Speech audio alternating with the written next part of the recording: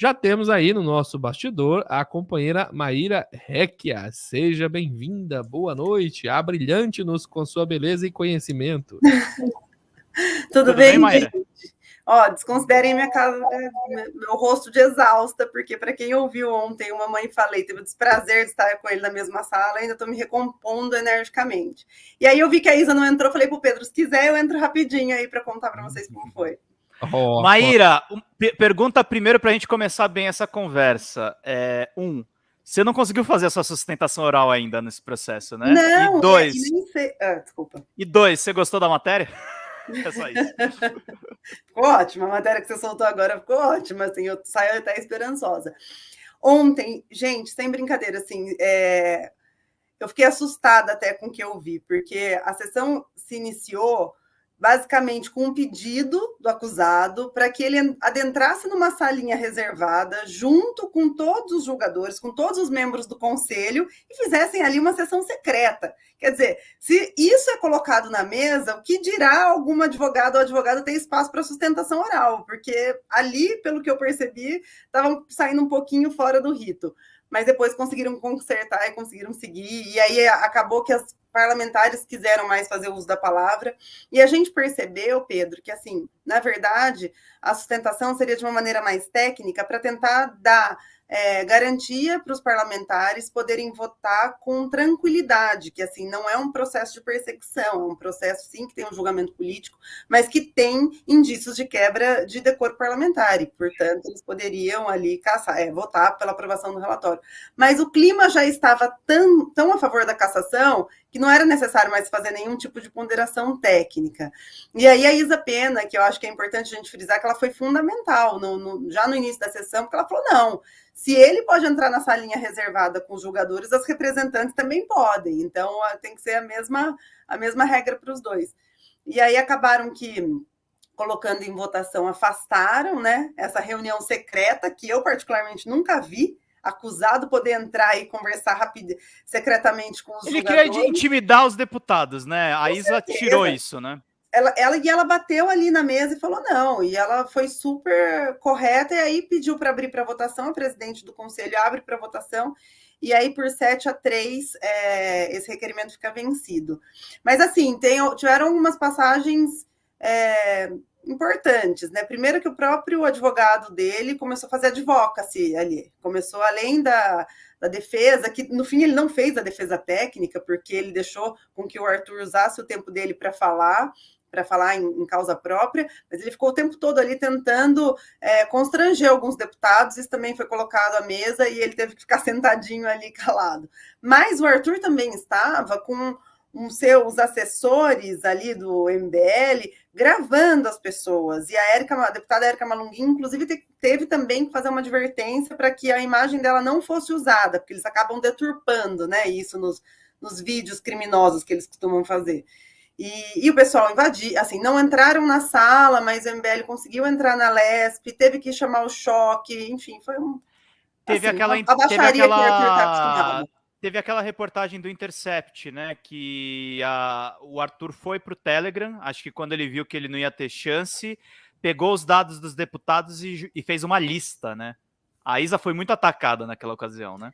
Todos os deputados que estavam ali falaram das ameaças, assim, e é tão bizarro, Pedro, que eu estava falando hoje que desde o pessoal da direita quanto da esquerda, assim, eles não tiveram pudores. O deputado Barros Munhoz, inclusive, ele falou, olha, eu tô lendo, ele chegou a ler uma ameaça, ele falou, tô lendo aqui a mais branda, porque ameaçaram fazer coisas horríveis com os meus netos, né? Então, você imagine aonde essas pessoas, elas foram aí enfim. De coisa. Não sei se o Rony tá aqui de volta com a gente. Quer fazer pergunta, Rony? Não quero monopolizar. Não, monopoliza. Eu tava ainda falando aqui com a assessoria, porque eles querem voltar outro dia.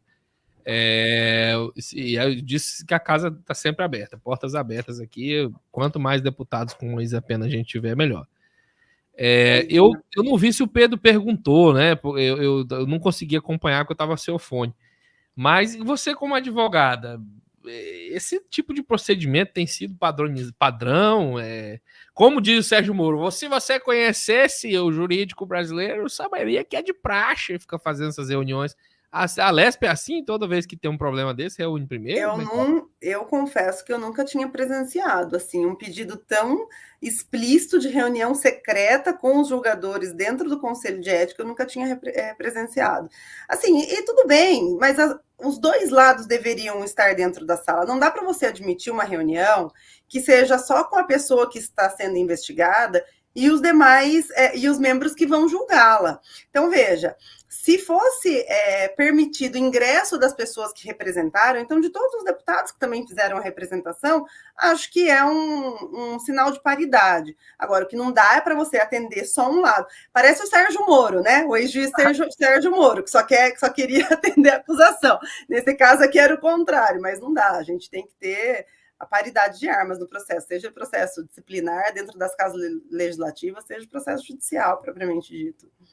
Eu ia pedir para a deputada mesma desmentir, mas se você souber alguma informação sobre isso e quiser passar para nós, que tem sido levantado aí nos bastidores aí, o Bolsominion vem aqui, mas ela era amiguinha dele, ela era namorada dele, isso é verdade?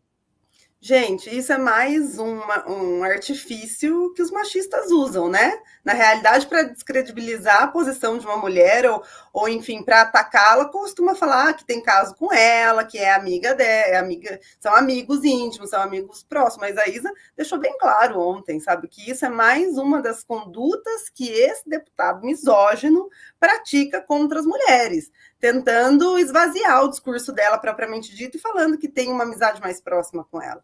Então, assim, é mais uma conduta que a gente pode atribuir a ele, colocar aí no rol de barbaridades que ele costuma praticar. Ele, no caso, a fake news é simples, né, doutora Maíra? Ele deu uma entrevista com a Isa na Jovem Pan, e a Isa, no caso, foi numa manifestação do MBL. A Isa tentou fazer... aí você pode criticar a Isa politicamente por isso, no caso não seria machismo. Ela tentou fazer uma conversão ali para tentar conversar com figuras supostamente do centro. O problema é que muita gente que criticou ela lembrou isso. O MBL não é centro, é extrema-direita. Eles vão por essa linha.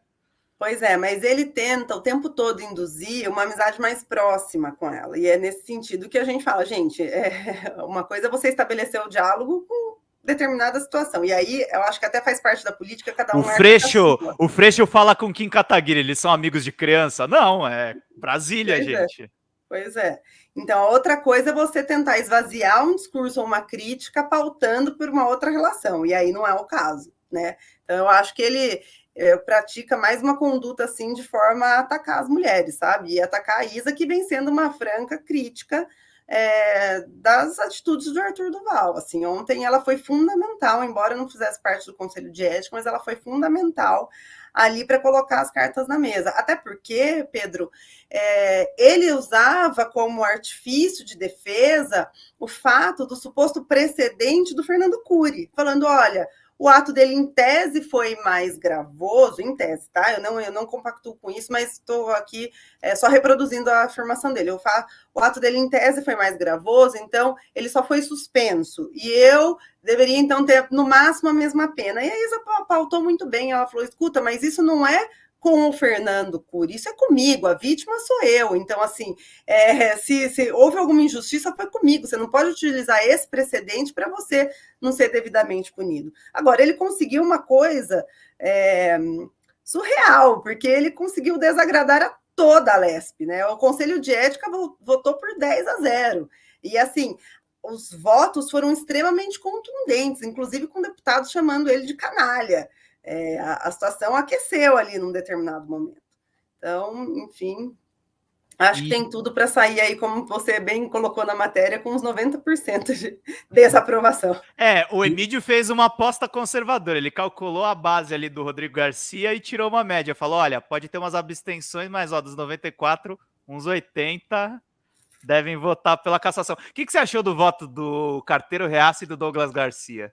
Eu me surpreendi. Gente, eu falei, olha, nem tudo, as pessoas estão mudando. Eu ainda não acredito em anão e Papai Noel, não acredito em Papai Noel, mas aí eu tô me surpreendendo com algumas coisas, porque o Carteiro Reaça foi um dos mais agressivos contra o Duval. Eles sabem muito entre si, esse que é o maior problema. Quando eles se matam, é um treco pesado.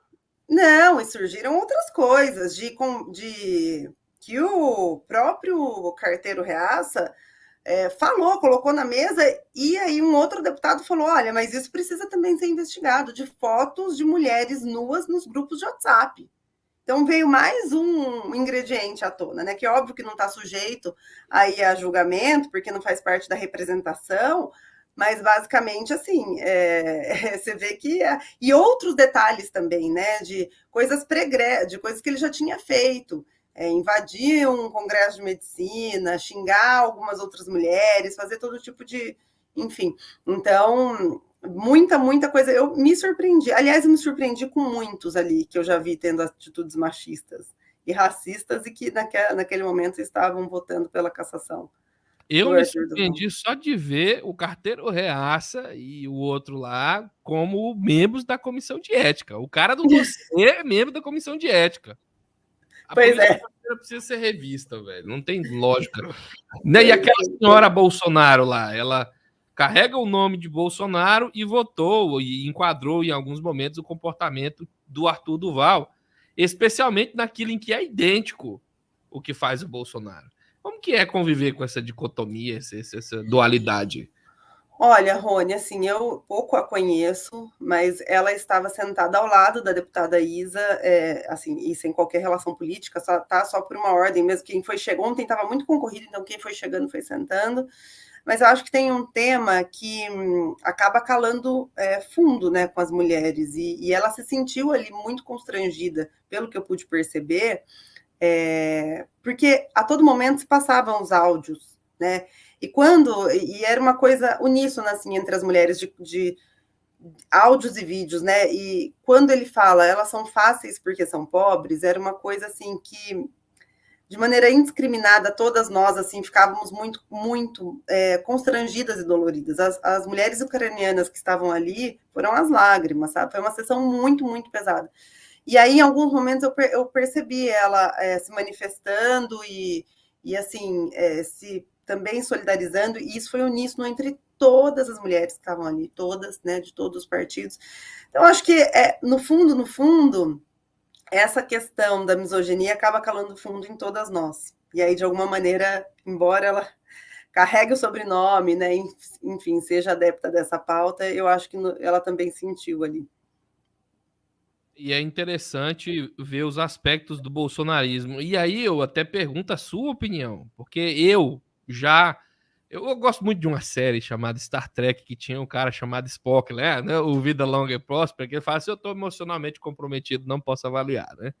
Eu já me considero emocionalmente comprometido. Eu vejo o Bolsonaro em tudo, talvez. Eu vi ali vários aspectos do bolsonarismo, especialmente na capacidade de homens se reunirem na porta da Assembleia Legislativa, numa votação sensível como essa, onde, mesmo que você discorde, o mínimo que se espera de alguém civilizado é que tenha sensibilidade para entender que não dá para fazer isso. Com as mulheres ucranianas lá dentro, com elas chorando lá dentro. É como se você tivesse um julgamento de pedofilia, ou de estupro, ou de assassinato, e, sei lá, uma cambada do PCC na porta ficasse gritando: tem que fazer isso mesmo, tem que pegar a novinha mesmo, sabe? E como que você vê isso? Isso é o Bolsonaro, isso acontece e porque o Bolsonaro destampou mesmo a tampa do inferno e essa galera perdeu a vergonha de se manifestar?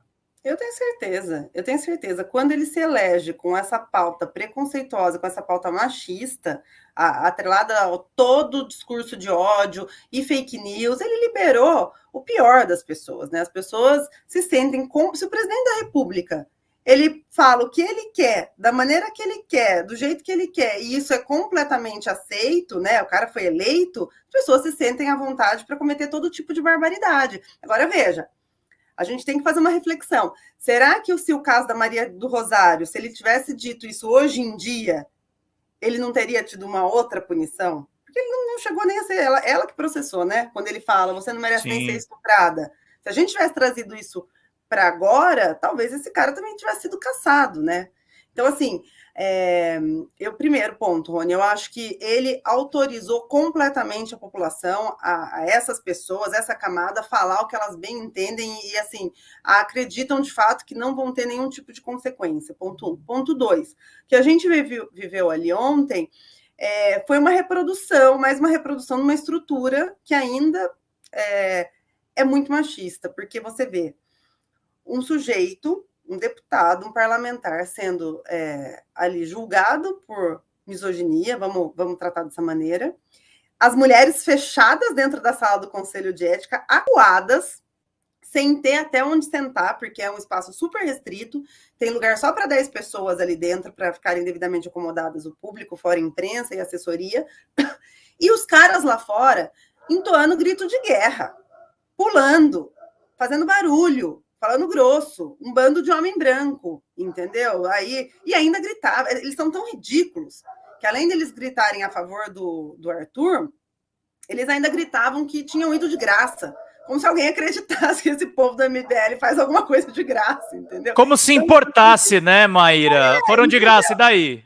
Pra defender o quê? Eu não tô nem aí pra esse Eu acho que piora um pouco, né? Tipo, ser recebido para ir, conforme a necessidade, dá para passar vergonha por dinheiro. Olha, né? Gente, é uma coisa tão bizarra que, assim, enfim, aí o choque teve que entrar, aí os valentões viram tudo purpurina, entendeu? E, enfim, sabe, mas foi puxado, foi uma sessão muito, muito, muito desgastante. E você vê aquelas mulheres sendo revitimizadas. Porque é isso que aconteceu, elas foram revitimizadas, elas foram atacadas, elas foram lá para ver o julgamento e, de repente, elas saem mais acuadas, tendo que sair para uma porta lateral. E isso é uma coisa que a gente tem dificuldade de mostrar para a sociedade masculina, né? Eu acho que o homem precisa entender isso, precisa ter essa sensibilidade. Eu sempre fui muito devoto da cultura máscula, né? Apesar de eu não ter 2 metros de altura. Mas eu sempre também gostei muito da sensibilidade. Eu gosto das duas, eu gosto de estar com o pé nos dois lados da coisa, e não nem em centro e nem em extremos. Eu acho que a gente tem que ter a sensibilidade para pensar no outro. No caso desses tipos de ataques, julgamentos, cara, põe a mão na consciência. Imagina como seria para você, para que você consiga a justiça. Você tem que recapitular tudo aquilo de novo. Aquilo que teu cérebro foi biologicamente programado para esquecer. É até um mecanismo do próprio cérebro. Você passa por uma agressão, por uma violência, teu cérebro vai tentar, se aquilo for demais, tentar apagar, tirar aquilo da tua mente. E aí não, para que você consiga chegar em algum lugar, não, como é que foi? Doeu muito? Machucou? Te bateu? Como que foi? Ejaculou dentro, fora? Você tem que falar tudo, senão você não vai conseguir a justiça que você procura, né? A gente tem que ter sensibilidade para isso. É difícil? O que você tem a dizer sobre isso? Eu acho que a gente precisa mudar culturalmente, né, Rony, assim, na verdade, porque ver aquelas mulheres tão acuadas, ver as parlamentares ali, ainda tendo que explicar o óbvio, sabe? O Arthur, bom, primeiro que ele não conseguia nem olhar para a cara dessas pessoas, ele nem reconhecia as pessoas como pessoas, entendeu? Ele ficou o tempo todo ali mexendo no celular.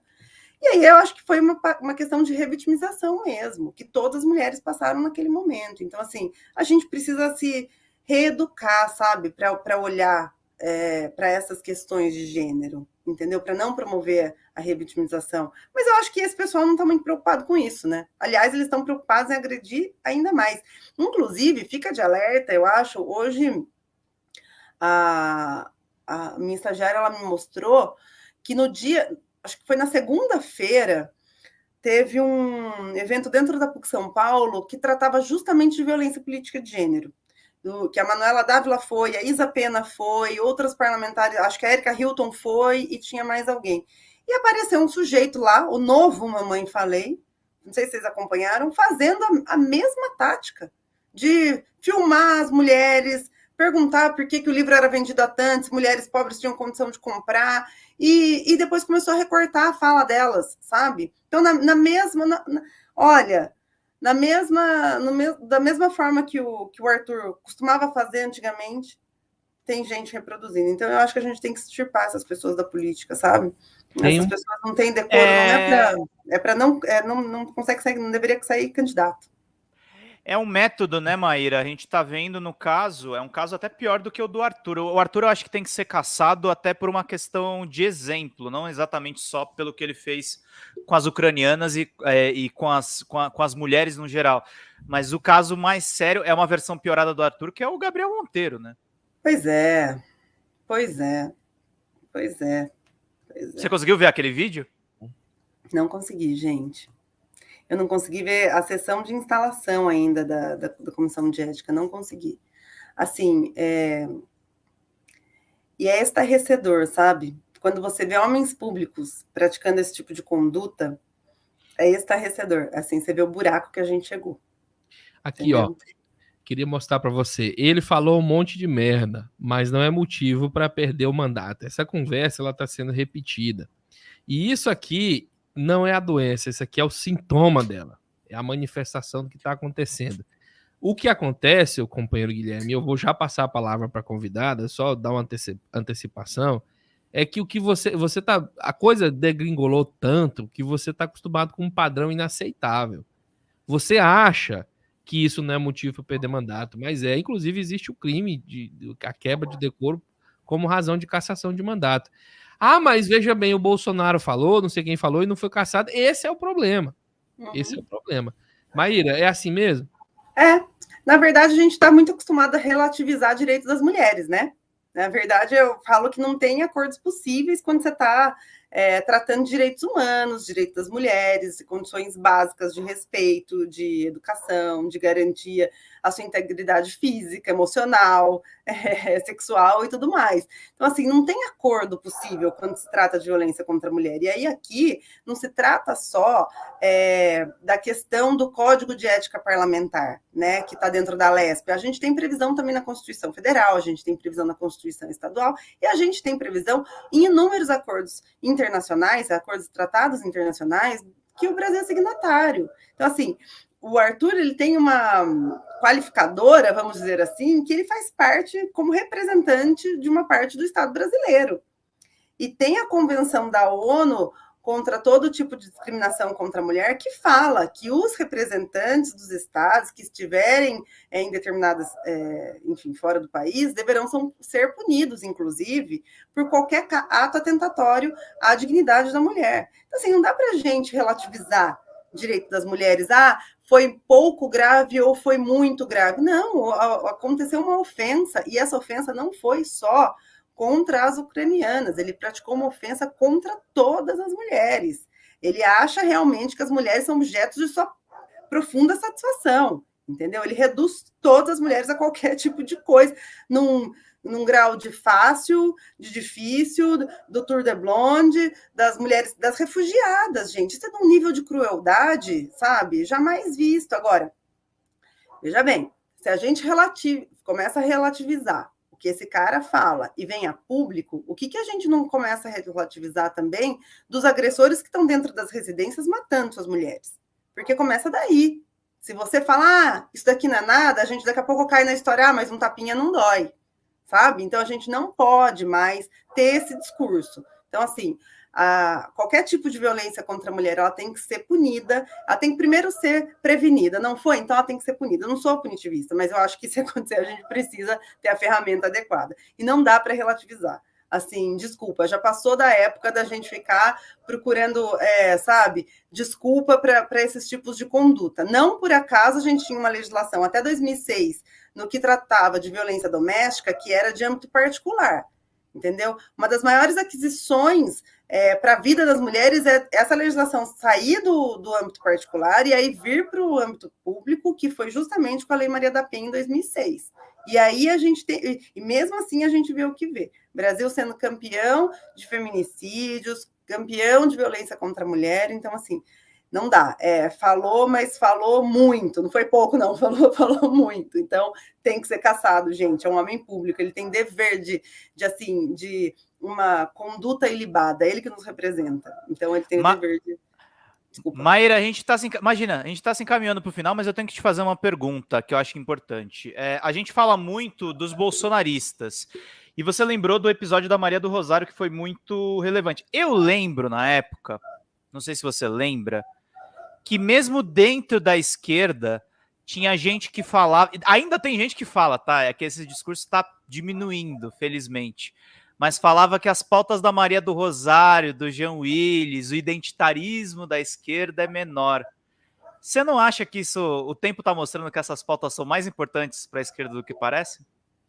São de extrema relevância, né? E de extrema importância. A gente precisa continuar, assim, a fazer essa discussão, porque é o que eu costumo dizer, gente. A gente ainda vive num país que é estruturalmente machista, racista e homofóbico. Assim, isso é um ponto claro. A gente precisa romper com essa estrutura, sabe? Eu digo que é a força estrutural e estruturante. Então, por outro lado, eu acho que na época da Maria do Rosário, ela contou muito com a falta, na verdade, né, o Bolsonaro contou muito com a falta de apoio para essa pauta. Isso foi relativizado à época. Todo mundo achava que esse tipo de conduta ela podia ser aceitável. Então é isso que a gente precisa mudar. Assim, a Lesp puniu o Cury com 6 meses, não dá para ser menos que isso, gente. Não dá para a maior Assembleia Legislativa do Estado de São Paulo dar mais uma passada de pano num tipo de violência contra a mulher. Então, assim, a cassação do Arthur tem que ser, não tem outra saída. Esse é um ponto. E a Aline escreveu aqui, que eu estou vendo, que ele tinha que pegar 8 anos. Pegará. Uma vez cassado, pegará 8 anos de inelegibilidade. Então, fica tranquila. E eu acho que esse é um ponto importante, inclusive, porque ele vai crescer nas redes sociais. Todos estão crescendo. O Gabriel ganhou, né? 200 mil seguidores. Se não tornar inelegível, você só está dando mais gás para ele voltar como deputado, aliás, como deputado federal, como senador, como governador, aliás, né? Ainda bem. Tomara que vocês consigam. E falando em conseguir, uma pergunta já também, finalmente. Você acha que isso vai ser parte de um processo que vai chegar às esferas maiores? Ou você acha que não? O Arthur é porque o Bolsonaro não protegeu ele mesmo, acabou não tendo quem protegesse. Qual que é a sua opinião? Eu só tenho uma instância que eu acho que ele pode recorrer, que é o judiciário, porque ele, uma vez sendo cassado, ele só consegue anular isso por algum vício formal no judiciário. A boa notícia é que o nobre parlamentar já se socorreu do judiciário e teve uma liminar indeferida ontem. Então, ele já tentou essa manobra e, assim, não conseguiu juridicamente fazer com que o processo fosse trancado. Agora, claro que com base nisso cabe recurso, ele pode recorrer para a instância superior e aí conseguir uma liminar. O que eu duvido, porque, na verdade, a gente tem uma questão que é interna corporis, né? Então, o que é decidido ali, a não ser que haja uma falha formal no procedimento, o tribunal ele não pode se intrometer. E pelo que eu acompanhei, não houve falha nenhuma no procedimento. A defesa teve acesso, ampla defesa, enfim. Então, acho que vai ser muito difícil. Muito difícil. Esse sujeito, uma vez cassado, fique inelegível e que isso sirva de um precedente, né, para os casos parecidos. Ô, Rony, tem que agradecer os superchats aqui, a Beth, que contribuiu com a gente aqui com 13 pila, obrigadíssimo, querida, e o Pedro Melo Brito aqui, ó, Isapena, você tem que sair para uma vaga no Congresso Nacional, precisamos de você no combate mais amplo. Foi legal a live, hein? Foi muito boa, no final a entrevista melhor ainda, só foi esses 2 superchats, né? Infelizmente. Se galera, puder colaborar mais... Você vai fazer mais alguma pergunta? Não, eu tô apertado de tempo aqui, infelizmente. Queria ficar mais, mas apertou. Eu vou agradecer por você ter vindo socorrer a gente, Maíra, Réquia, mais uma vez aqui. Nós perdemos, infelizmente, o convidado original não pôde vir, mas tivemos você que respondeu as nossas perguntas e com toda a competência e pertinência ao caso. Você está junto lá. Sempre bem-vinda, a casa é sua, retorne quando quiser. Não precisa a gente convidar, não. Se tiver alguma coisa para falar, Rony, eu tenho uma coisa para falar, não peguei seu WhatsApp ainda, mas, Rony, eu queria falar muito sobre esse caso. Chama o Pedro, chama a mim. Aqui é o portal de vocês. Inclusive, a Isapena, quiser vir falar sobre o assunto, está sempre aberto. Muito obrigado a todo mundo que veio. Você quer dar mais alguma declaração, mostrar suas redes, alguma coisa assim? Gente, eu só queria agradecer mesmo, Rony. Eu entrei porque eu vi que eu estava acompanhando, o Pedro tinha me dito que ela viria hoje, E aí eu falei, gente, a Isa não entrou, entra rapidinho, mas não, assim, percam a oportunidade de chamá-la, porque vale a pena passar aqui 1 hora conversando com ela, que é uma deputada que tem muito, muito potencial e que realmente tem travado aí a discussão em defesa das mulheres. Então, eu só vim quebrar um galho. Chamem a Isa da próxima vez. Mas ela, a hora que você encontrar com ela, diz para ela vir aqui, que ela tá bebendo agora um cafezinho para nós aqui. Combinado. Muito boa noite a todas, todos e todes. Vida longa e próspera. Tchau. Boa noite para todo mundo. Boa janta para quem não jantou, gente. Até mais. Tchau, tchau.